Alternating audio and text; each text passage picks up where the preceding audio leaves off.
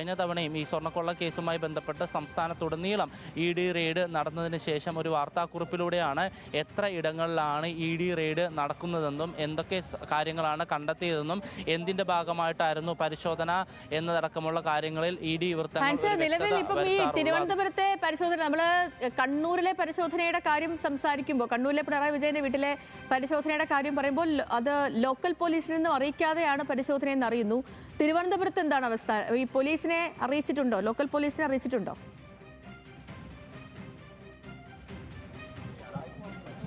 സേതു, ഇവിടെയും ലോക്കൽ പോലീസിനെ അറിയിച്ചിട്ടില്ല. കാരണം ലോക്കൽ പോലീസിൻ്റെ ഏതെങ്കിലും തരത്തിലുള്ള സുരക്ഷയോ അല്ലെങ്കിൽ അവരുടെ ഒരു സഹായമോ ഇവിടെയില്ല. നേരിട്ട് കേന്ദ്ര സേനയെ വിന്യസിപ്പിച്ചുകൊണ്ടാണ് ഇപ്പോൾ ഈ പരിശോധന നടക്കുന്നത്. കഴിഞ്ഞ തവണയും സ്വാഭാവികമായിട്ടും ED ഇത്തരം സന്ദർഭങ്ങളിൽ സ്വാഭാവികമായിട്ടും പിണറായി വിജയൻ അടക്കമുള്ള നേതാക്കൾ അല്ലെങ്കിൽ പിണറായി വിജയൻ ഏറ്റവും സുപ്രധാനമായിട്ടുള്ള ഒരു വ്യക്തിയാണ് കേരളത്തിൽ തന്നെ. അതുകൊണ്ട് തന്നെ ഏതെങ്കിലും തരത്തിൽ ലോക്കൽ പോലീസിനെ ഈ വിവരം അറിയിച്ചു കഴിഞ്ഞാൽ അത് ചോർന്നു പോകുമോ എന്നുള്ള സംശയം സ്വാഭാവികമായിട്ടും ED വൃത്തങ്ങൾക്കുണ്ടാകും. അതുകൊണ്ട് തന്നെയാണ് അവരിപ്പോൾ കേന്ദ്ര സേനയുടെ സഹായം തേടിക്കൊണ്ട് ലോക്കൽ പോലീസിനെ വിവരം അറിയിക്കാതെ തിരുവനന്തപുരത്തെ ബേക്കറി ജംഗ്ഷനിലെ വീട്ടിൽ എത്തിച്ചേർന്നിരിക്കുന്നത്.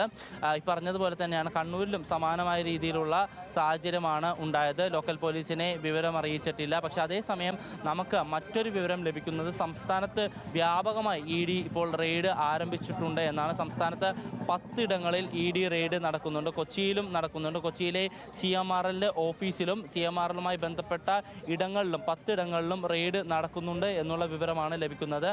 ഈ സംഭവത്തിലും ഈ 10 ഇടങ്ങളിലും ഈ ലോക്കൽ പോലീസിനെ വിവരം അറിയിക്കാതെയാണ് ഇത്തരത്തിൽ ED റെയ്ഡ് ആരംഭിച്ചിട്ടുള്ളത്. എന്തായാലും ഈ പറഞ്ഞതുപോലെ തന്നെ ഞാൻ നേരത്തെ സൂചിപ്പിച്ചതുപോലെ തന്നെ അതായത് CMRLന്റെ എല്ലാ സ്ഥാപനങ്ങളും എല്ലാ ഓഫീസുകളിലും റെയ്ഡ് നടക്കുന്നു EDയുടെ.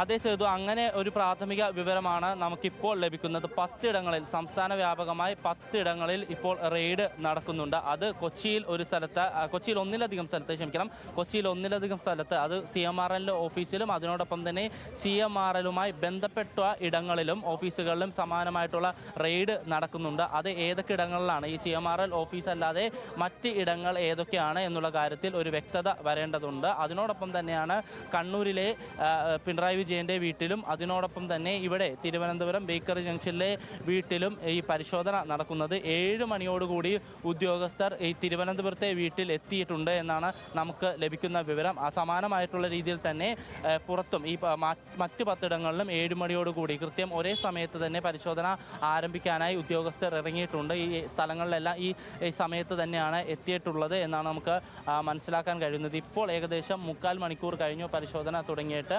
അതുകൊണ്ട് തന്നെ ഇനിയിപ്പോൾ ഈ പരിശോധന എത്ര സമയം വരെ നീളും എന്നുള്ള കാര്യത്തിൽ ഒരു വ്യക്തത വരേണ്ടതുണ്ട്. അതേസമയം ഇപ്പോൾ ഈ തിരുവനന്തപുരത്തെ വസതിയിലേക്ക് ഇപ്പോൾ ലോക്കൽ പോലീസൊക്കെ എത്തി തുടങ്ങിയിട്ടുണ്ട്. സ്വാഭാവികമായിട്ടും മാധ്യമങ്ങളിലൂടെ ഈ വിവരങ്ങൾ അറിഞ്ഞതിന് ശേഷമാണ്. ശരി ഹാൻസിലേക്ക് വരാം. ഇന്നലത്തെ കോടതി വിധിയുടെ വിശദാംശങ്ങൾ ഒരിക്കൽ കൂടി നമ്മൾ പ്രേക്ഷകരിലേക്ക് എത്തിക്കാൻ പോവുകയാണ്.